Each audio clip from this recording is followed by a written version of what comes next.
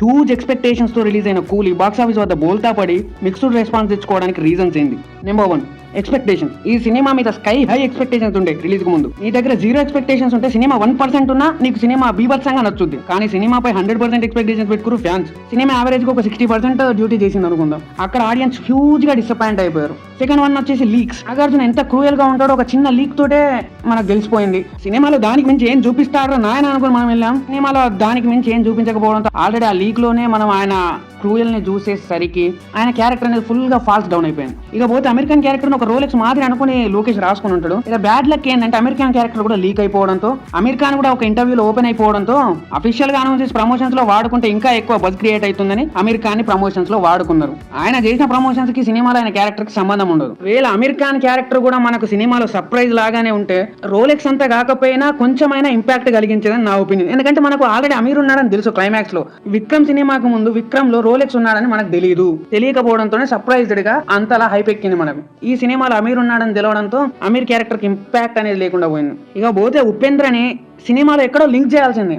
ఎక్కడ లింక్ చేయకుండా లాస్ట్ లో ఒక సేవియర్ గా వాడుకోవడం వల్లే ఉపేంద్ర క్యారెక్టర్ అనేది దొబ్బిందని అనుకుంటున్నా. ఇది మాత్రం మేబీ మేకర్స్ మిస్టేక్. అడ్డు వన్ వచ్చేసి రజనీ.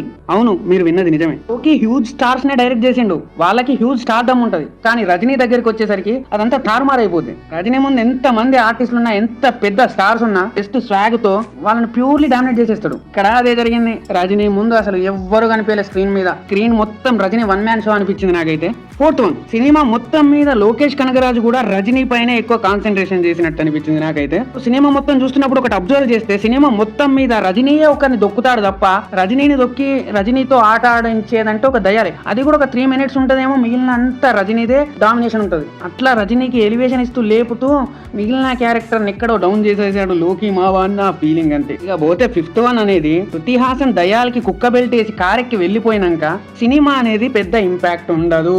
ఏదో యాక్షన్ సీక్వెన్స్ పెట్టి అక్కడ ఆటోమేటిక్ గా ఉపేంద్ర కేమియో పెట్టి లాస్ట్ అమెరికన్ కేమియో పెట్టి ముగించేద్దామా అన్నట్టు ముగించేశాడు తప్ప అదంతా అవసరం లేదు. జనరల్లీ ఈ మధ్య ఆడియన్స్ అనేటోళ్ళు సినిమా మొత్తం రొట్ట రాడున్న లాస్ట్ 30 minutes ఏదో హైపిచ్చి వదిలేస్తే లేపుతురు. దసరా, కాంతారా, KGF 3 అలాగే లేసినాయి. కానీ ఇక్కడ అదే మైనస్ అయిపోయింది లోకీకి. క్లైమాక్స్ అసలు కొంచెం డిఫరెంట్ గా ప్లాన్ చేస్తే బాగుండు. ఇంపాక్ట్ శృతి హాసన్ దయాల దగ్గర నుంచి తప్పించుకొని సైమన్ కి దొరికిపోతే బాగుండు.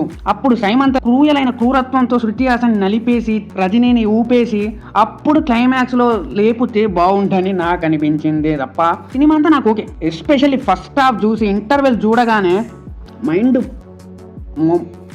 గుడ్ పోయింది అంతే. ఇక ఈ సినిమాలో ఎన్ని ఫ్లాష్ ఉన్నా బగ్ కొడుతున్న బీజిఎంతో సినిమాని ఎక్కడికో తీసుకెళ్లిపోయారు నాయన. సినిమాలో మనల్ని లోకి డిసప్పాయింట్ చేసిన అనిరుద్ ఎక్కడ డిసప్పాయింట్ చేయలేదు, రజనీ ఎక్కడ డిసప్పాయింట్ చేయలేదు, మిగిలిన ఆర్టిస్టులు కూడా ఏ మాత్రం డిసప్పాయింట్ చేయలేదు. తెలుగులో సైమన్ పెద్దగా ఎక్కకపోవచ్చు, ఎందుకంటే మనకు నాగార్జున హ్యూజ్ ఎక్స్పెక్టేషన్స్ ఉంటాయి, మనకు పెద్దగా ఎక్కలేదు. కానీ తమిళనాడులో రిలీజ్ కు ముందు నాగార్జున ట్రోల్ చేసిన వాళ్ళు ఇప్పుడు ఇన్స్టాలో ఆయన తెగ లేపుతున్నారు నాయన. సైమన్ అంతా ఎక్కింది, ఎందుకంటే ఆ ఇన్స్టాలో రీల్ చూసాక అర్థమైంది ఒక స్టైలిష్ విలన్ ని ఒక చరిష్మాటిక్ గా ప్రజెంట్ చేసిండు లోకి.